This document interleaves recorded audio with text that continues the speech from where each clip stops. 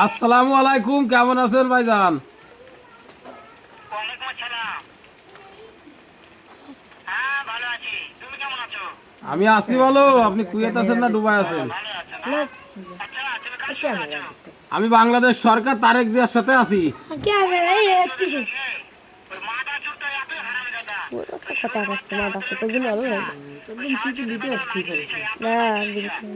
ফেলাইছে এখানে আমি সামনে পালে একটা এমন একটা চটকানে মারবো, শালা মাদার চোদ।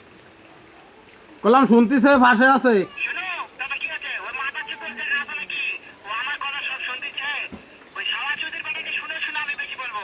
শুয়োরের বাচ্চা, শুয়োরের এইটাই আসলে তো নেই এমন একটা চটকানে মারবো, শালা শুয়োরের বাচ্চা, লটির বাচ্চা। আপনাকে মারবে বলে। তাই নাকি?